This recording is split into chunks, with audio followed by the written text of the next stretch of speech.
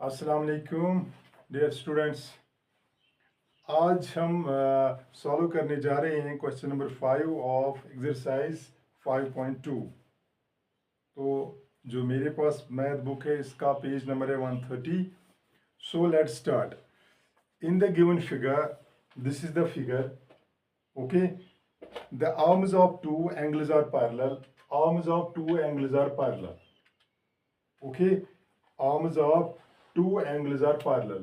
This is parallel to this and this is parallel to this, okay.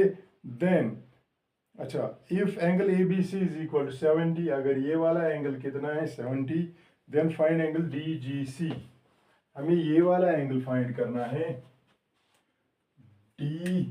DG और C, ये वाला angle हमें ढूंढना है, और DEF, we have to find this angle। ये वाला एंगल हमें ढूंढना है और हमें ये वाला एंगल ढूंढना है। Got it? ये दो एंगल्स हमें फाइंड करने हैं। देखो बेटा, यहाँ पे आप देख सकते हैं कि जब जो मैंने आपको पहले भी ये बताया है कि when two lines are parallel, तो और एक ट्रांसफरेबल बनता है। देखो, जब हम ये दो लाइन्स लेंगे, ये लाइन और ये लाइन पैरेलल और ये ट्रांसवर्सल है, तो ये वाली और ये वाला, ये क्या बनता है? These are the corresponding angles, these are the corresponding angles. So we have, इसको हम कैसे प्रूव करेंगे? देखो, सिंस अब लिखेंगे ए बी, ठीक। सिंस ये जो ए बी लाइन है ये वाली, it is parallel to DE। ये क्वेश्चन कह रहा है arms of the two angles are parallel, okay. तो AB is parallel to DE, ठीक। विच इम्प्लाइज ये जो एंगल DGC है, DGC है, इट इज इक्वल टू 70, क्योंकि these are corresponding angles, corresponding angles. तो जब ये कॉरेस्पॉन्डिंग एंगल्स बन गई, लाइकवाइज सिमिलरली ये जो सिमिलरली मीन्स इसी तरह, ये जो BC है, BC is parallel to EF। BC भी पैरेलल है किसके? BC जो लाइन है ये पैरेलल है किसको? EF को। तो इसका मतलब ये वाला ट्रांसवर्सल बनता है, और ये जो 70 है ये यहाँ पे भी, ये जो angle DGC, this implies angle E या DEF, angle DEF is equal to angle DGC। तो अभी हमने देखा एंगल DGC कितना निकलता है, 70। तो ये भी 70 होगा, because these are also corresponding angles. ये रहा आपका question number 5। Now let's move to question number 6, sorry, और इसका part first. In the given figures below, decide whether L is parallel to M। Decide whether L is parallel to M। हमें देखना है कि ये L M के parallel है, ये वाला L जो है वो M के पैरेलल है, ओके। तो यहाँ पे हमारे पास दो एंगल्स, ठीक। अब हमें पता है when two lines are parallel, if two lines are parallel, then the sum of interior angles on the same side of a transversal is 180 is, और interior angles on the same side of a transversal are supplementary, ठीक। तो इसमें हम क्या करेंगे? Solution इसका हम कैसे लिखेंगे? हम बेटा ये करेंगे, वी हैव, हम ये इनका देखेंगे, what is, we have 126 degree plus 44 degree, what is that? तो 126, इट इज 170, तो ये बनता है 170।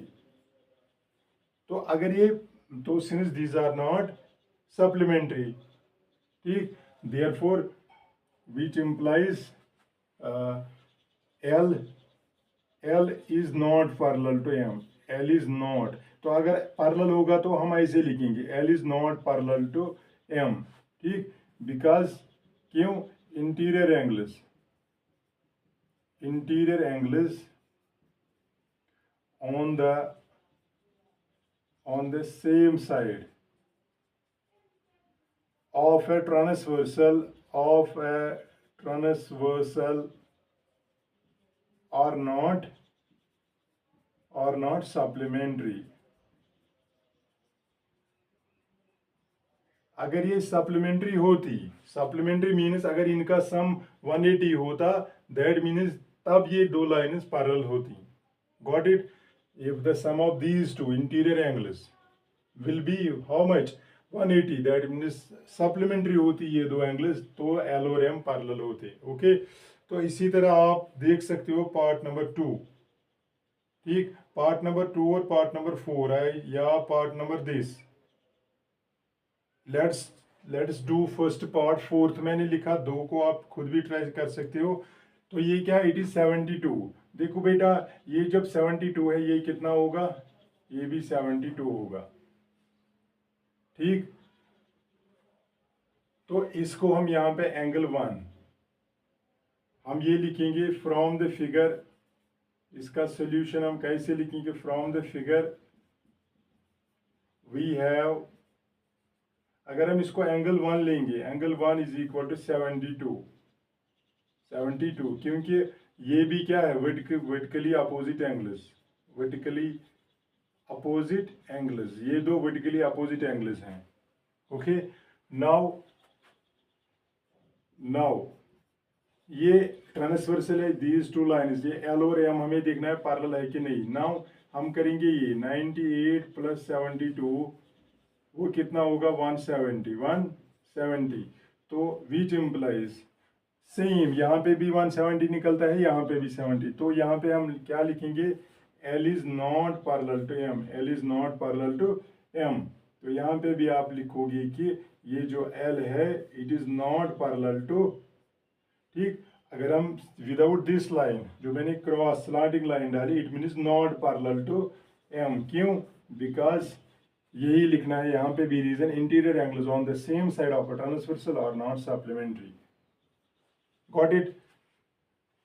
ओके, तो इस let's do part third also. Part third को हम देखते हैं कि ये क्या है. इट इज L, ये हमारा M है. इट इज L, ये M है. यहाँ पे ये ट्रांसवर्सल है, तो ये 57 डिग्री है. ठीक, तो this is 123.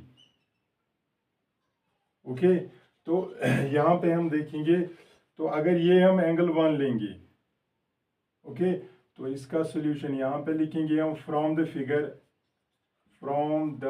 Figure we have what we have.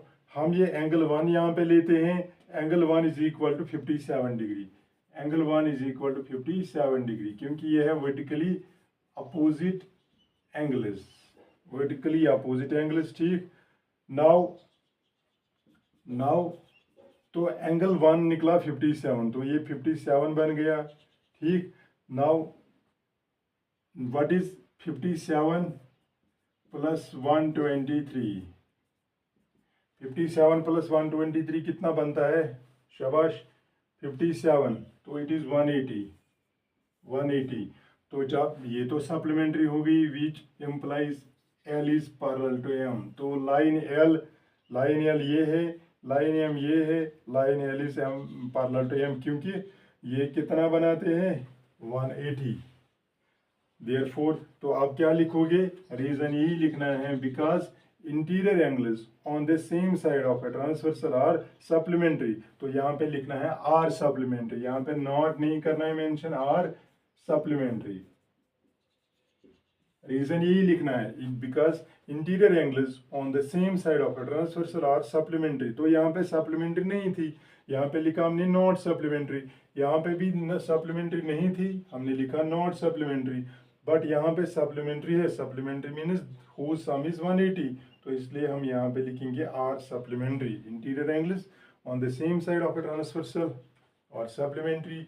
With this we have completed this chapter, that is lines and angles. So hope that you आप सबों ने इसको अच्छे से पढ़ा होगा और सुना भी होगा. अगर कहीं पे किसी को भी कोई कंफ्यूजन है, he or she can contact me for next lecture. We have to wait. Till then, have a good time. Thank you.